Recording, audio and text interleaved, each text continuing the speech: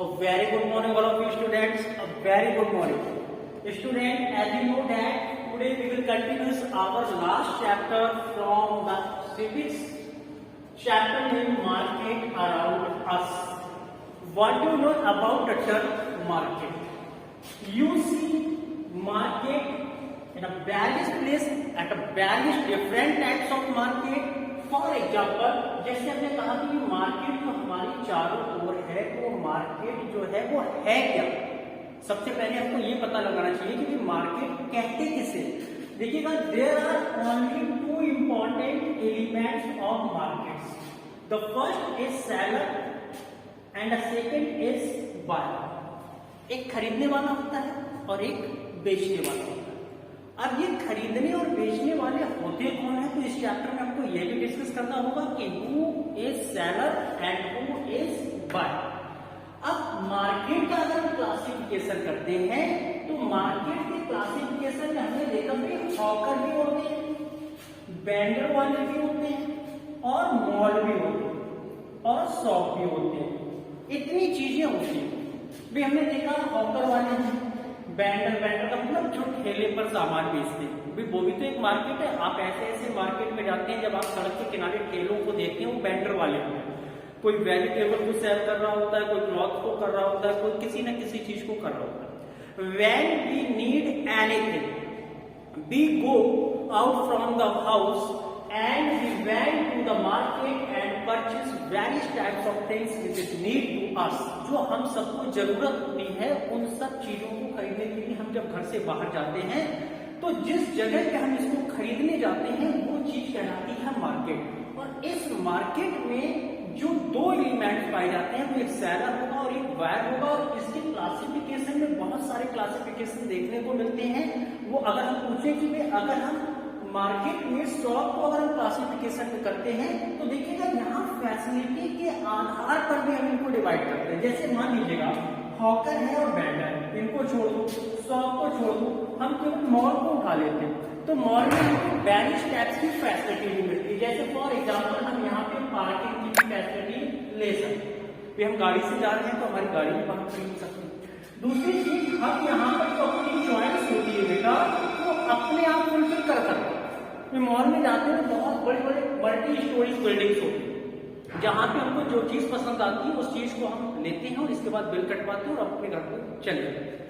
तो ये मार्केट जो है इनमें क्या क्या एलिमेंट्स होते हैं, इनकी क्या क्या फैसिलिटी होती है, बायर कौन होगा, सेलर कौन होगा। जैसे एक एग्जाम्पल लेते हैं कि आपकी क्लास 7 में आपका कोर्स है, ठीक है, तो उस कोर्स को जब आप खरीदने के लिए जाते हैं किसी भी शॉप पर तो शॉपकीपर आपको वो क्लास 7 का कोर्स प्रोवाइड करा देते हैं और जितने रुपए का कोर्स होता है वो रुपए आप पेड कर देते हैं।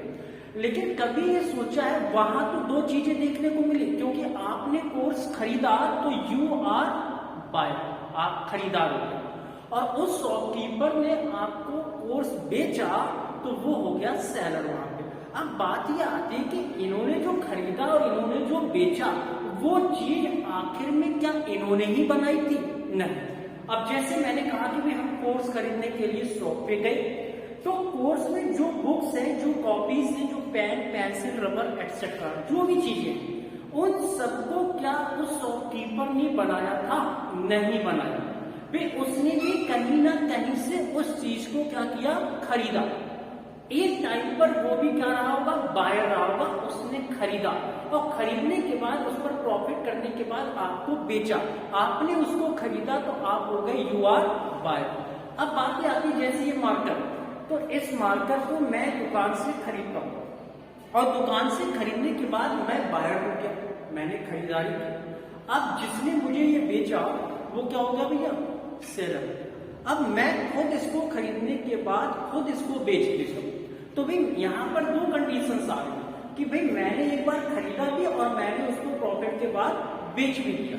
तो यहाँ पे सेलर और बायर मैं ही हो गया यहाँ पे दोनों। तो आखिर ये चीज बनाई किसने?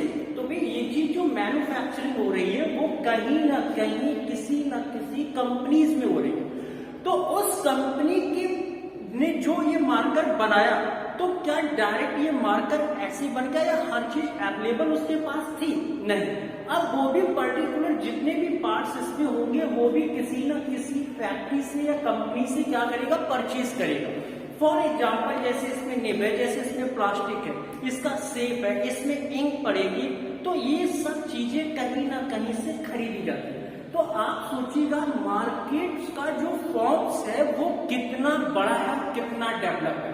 फॉर एग्जाम्पल जैसे हमारे इंडिया में हम कोई भी चीज चाइना से, चाइना तो हम जानेंगे और चाइना की कोई चीज हमें खरीदना है, तो भाई यहाँ पे हमें ग्लोबलाइजेशन देखने को मिलेगा। ग्लोबलाइजेशन का मतलब क्या कि जरूरी नहीं है कि कोई भी एक पर्टिकुलर चीज किसी कंट्री में बन रही है तो वो उसी कंट्री में खरीदी और बेची जाए। वो पर्टिकुलर चीज को हम वर्ल्ड के किसी भी पार्ट्स में, किसी भी नेशंस में, किसी भी कंट्री में, किसी भी प्लेस पर, किसी भी स्टेट में उसको अवेलेबल कर लेते हैं। फॉर एग्जाम्पल जैसे हम 4 व्हीलर गाड़ियों को देखते हैं, ये भी क्या है, मार्केट। तो भाई मार्केट में हमने देखा कि जिस कंपनी की गाड़ी को हम खरीदना चाहते हैं वो इंडिया में हमको मिल जाती है। फॉर एग्जाम्पल वो कंपनी हो सकता है अमेरिका की, जापान की, कनाडा की, तो वो चीज हमको यहाँ पर मिल गई। तो भाई वो चीज जब हमको यहाँ पर मिल गई तो हमें ये भी चीज देखनी है कि उसके पार्ट्स में जो भी चीजें लगी है तो वो चीजें आसानी से इंडिया में मिलती हैं या नहीं मिलती है। तो वो भी चीजें मिलेंगी, क्यों? क्योंकि जब कोई भी फॉरेन कंपनी अपना इन्वेस्ट किसी दूसरे नेशंस में करती है तो उसके जितने भी पार्ट्स होते हैं वो सब वहां पर प्रोवाइड कराए जाते हैं। तो जिससे मार्केट्स का जो स्कोप होता है वो काफी लार्ज होता जाता है, बड़ा होता जाता है। इसीलिए इस चैप्टर का नाम रखा गया है मार्केट अराउंड अस। जो हमने छोटे छोटे फॉर्म्स में देखे कि हॉकर है, वेंडर है, मॉल है, शॉप है, इन सब चीजों पर कोई भी चीज जब आती है तो डायरेक्ट नहीं आती है।